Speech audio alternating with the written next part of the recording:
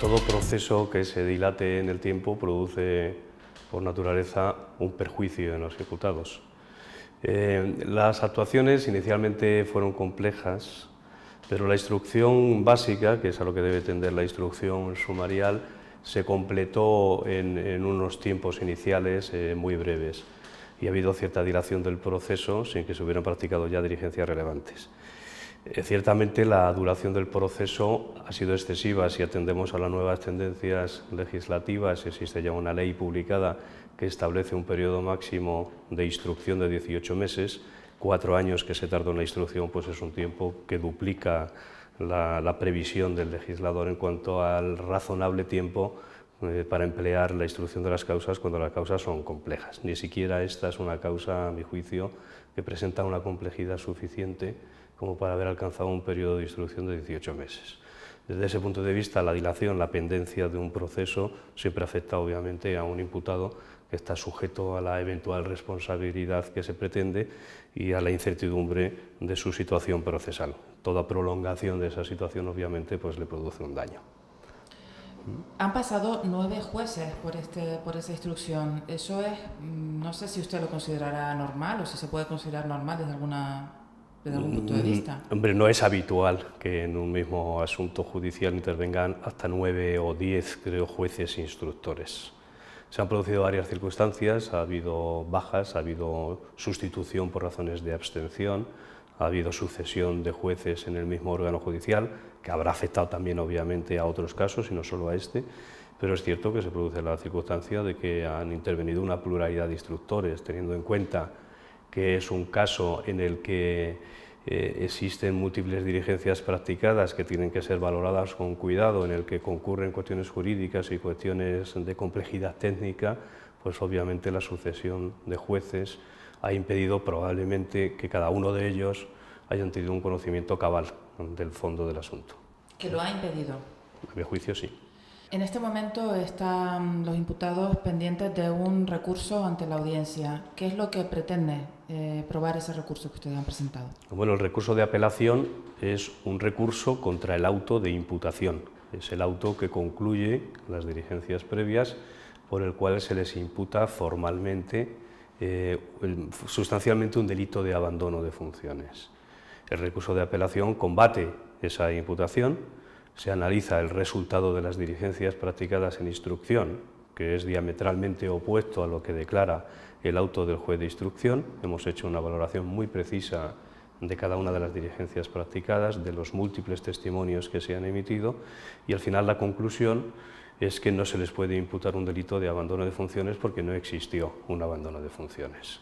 Ese es el dato objetivo básico, es el presupuesto normativo que establece el delito de abandono de funciones, que es el que le atribuye el Ministerio Fiscal, y consideramos que las diligencias son inequívocas en el sentido de que no se produjo ese comportamiento de abandono. Lo han declarado ya muchos tribunales, incluso ha sido la posición de la Fiscalía, no solo de los jueces, en todos los partidos judiciales, incluido el de Mallorca. El de Mallorca está solo a expensas de la práctica de unas diligencias muy determinadas, pero ya fue objeto de una decisión también en Mallorca de sobreseimiento libre, y queda el asunto de Madrid. El asunto de Madrid, que es el que cuantitativamente es más importante por el número de imputados, pero que en el fondo las bases de la imputación son análogas o las mismas a todos aquellos partidos judiciales en los que ya se ha dictado un auto de sobreseimiento. Mire, para los ciudadanos no puede resultar bastante desconcertante que ante situaciones idénticas, me refiero al comportamiento de los controladores, la decisión o la posición de los jueces y de los fiscales haya sido tan diferente como la que ha ocurrido, por ejemplo, en Santiago y en Madrid. Obviamente se aprecian resoluciones muy contradictorias, pero no solo judiciales, sino lo que a mi juicio es más grave, de la propia Fiscalía, que está sujeta a un principio de unidad de criterio. Hay informes de la Fiscalía muy explícitos en otros partidos judiciales que comulgan con lo que estamos planteando precisamente en nuestro recurso de apelación. Es decir, que no se produjo una situación de abandono, que el cierre del espacio aéreo se dispuso con anterioridad a que ninguno de los controladores expresara una afectación de sus facultades psicosíquicas, que la presentación del famoso formulario que se está erigiendo como elemento nuclear de la imputación es un acto debido para el controlador y que en cualquier caso creemos que queda objetivamente acreditado que en todo momento hubo una dotación suficiente para atender el tráfico aéreo en cada momento, como digo, y que la decisión de cierre del espacio aéreo era absolutamente evitable.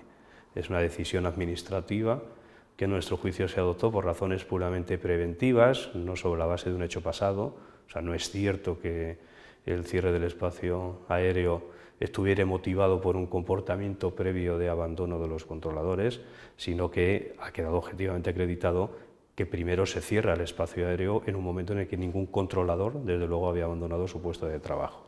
Y esto es muy relevante. Es obvio que una vez decretado el RAID 0 y el cierre del espacio aéreo, se van cerrando progresivamente los sectores, va disminuyendo la demanda de tráfico aéreo y el número de controladores necesarios para operar va disminuyendo progresivamente hasta que llega un momento en el que no hay nada que operar, con lo cual el servicio no funciona. Muy llamativo, por ejemplo, con relación a la torre de Barajas, si no entran aviones ni salen aviones, obviamente el controlador no puede prestar su función. ¿Dónde estaría entonces, señor Choclán, la sedición? Es que no hay sedición. En nuestro juicio es extravagante una imputación de sedición. Además, no podemos manejar un concepto vulgar de sedición. La sedición es un delito que está tipificado con base en unos presupuestos y con unas finalidades determinadas, subversivas en contra de las instituciones o seguridad interior del Estado. La imputación de un delito de sedición, a mi juicio, es manifiestamente temeraria y parte de un desconocimiento absoluto de los presupuestos normativos del delito de sedición. Usted citaba antes como un elemento nuclear los famosos formularios del artículo 34.4, que es el que obliga a los controladores a declarar si tienen una disminución de su capacidad psicofísica para atender el tráfico aéreo. Decenas de controladores presentaron aquella tarde ese formulario por diferentes motivos. La pregunta es, ¿han tenido respuesta a la presentación? ¿Han tenido algún tipo de respuesta del proveedor de servicios a aquel formulario a lo largo del tiempo? No han tenido respuesta y es muy llamativo. El tema del formulario, como decía antes, es un elemento nuclear para sostener una imputación, pero hay que tener en cuenta, primero, que en el momento en el que se van presentando los formularios, el espacio aéreo está ya cerrado. Una decisión de cierre del espacio aéreo acordada políticamente es una decisión que quebranta la normalidad de la prestación del servicio en el centro de control y en la torre, es indiscutible. El formulario es una mera declaración que hace el controlador, que valora él subjetiva e individualmente, y es una mera puesta en conocimiento de que se ha producido determinada situación que hace que no pueda operar con normalidad. La ley establece la obligación de presentar esa declaración, que es una mera declaración, cuando se sienta perturbadas sus facultades por cualquier circunstancia externa. Y desde luego el que se haya cerrado el espacio aéreo, a nuestro juicio, generó una situación de estrés y de nerviosismo generalizada. Pero no tiene más importancia que presentar una declaración, que no implica en ningún caso, como erróneamente se está interpretando, que inmediatamente se abandone el puesto de trabajo. Es una mera declaración que tiene que estar sujeta a verificación, porque en esta verificación AENA no disponía de los medios necesarios para poder verificarla y diagnosticar si realmente la manifestación, insisto, subjetiva, tiene que objetivarse. Si no hay ningún instrumento de control para determinar si objetivamente concurría, no se puede reprochar al controlador haber presentado una declaración a la que estaba obligado según su estatuto. Lo que sí hemos acreditado es que en los casos en los que sí hubo una verificación médica de la presentación del formulario de incapacidad, en todos ellos hubo certificaciones médicas de que efectivamente concurría la causa alegada en ese formulario. Usted ha dicho que no se verificaron, ¿por qué? Porque no había médicos. No disponían de los medios suficientes para esa situación. AENA tenía que haber previsto que si se cerraba el espacio aéreo y se iba a generar una situación como la que se generó, tendría que haber previsto los medios necesarios para atender a lo que se preveía como razonable. De hecho, la propia AENA lo conocía, porque fue AENA quien dispuso la distribución de los formularios. Es decir, los controladores esos formularios se los encuentran ya preparados para ser utilizados.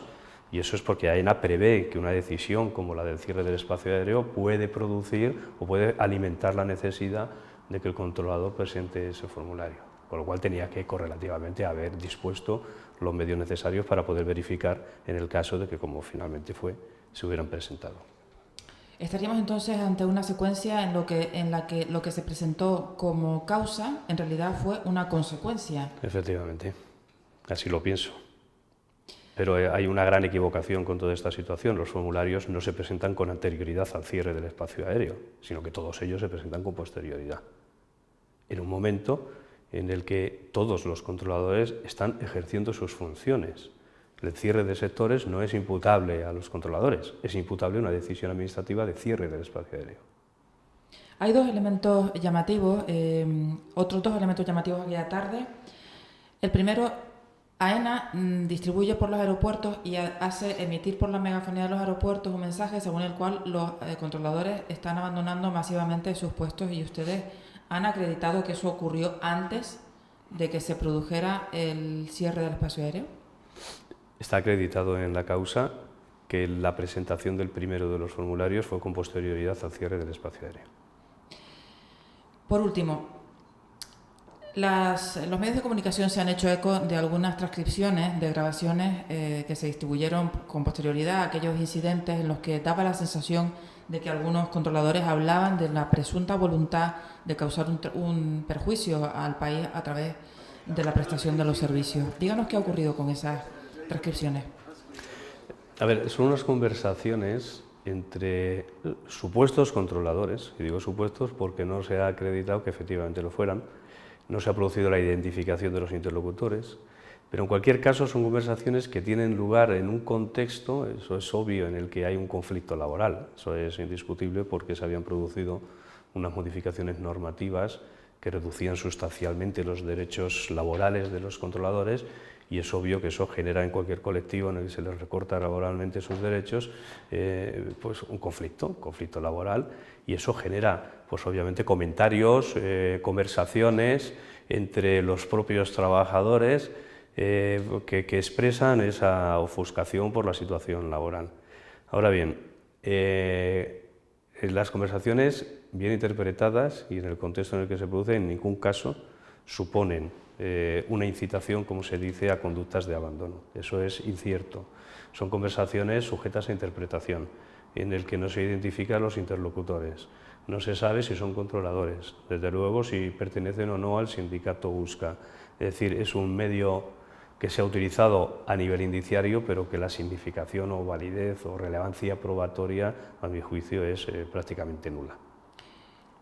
¿Cómo es posible entonces que esas grabaciones o esas transcripciones se utilicen o se citen expresamente en el auto final del juez cuando no está acreditado? ¿Cuáles eran las identidades de las personas que... ¿Eso se puede considerar normal?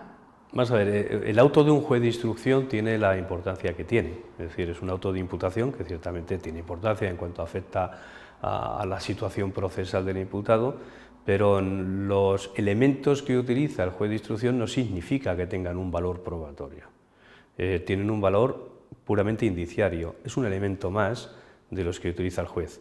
Es cierto que al haber recurrido a las conversaciones en estas condiciones, pues lo que expresa, a pesar de todas las diligencias que se han practicado en la fase de instrucción, es la debilidad de los indicios, porque si es necesario recurrir a unas conversaciones en estas condiciones en las que ni siquiera se ha identificado a los interlocutores y que son interpretables, pues es obviamente un indicio tan débil que utilizarlo, a mi juicio, lo que acredita es que no tienen un material suficiente para sostener una imputación. Entonces se ve necesitado el juez de instrucción pues, de acudir a otros elementos y ha incorporado este como uno más. Pero eso no quiere decir que este sea el elemento que tenga ninguna significación probatoria o expresiva del hecho que se imputa. ¿Maneja usted algún cálculo de cuál será el tiempo que tardará todavía la audiencia en resolver el recurso? Consideramos que no debe demorarse demasiado. Lleva ya tiempo estudiándolo, a pesar de haber resuelto otros recursos de otros imputados no defendidos por nosotros. Es cierto que este es el recurso más sustancial, es un recurso muy amplio, muy extenso, en el que se plantean muchas cuestiones y confiamos en que la audiencia lo esté analizando detenidamente, el tiempo que sea necesario para ofrecer una respuesta adecuada.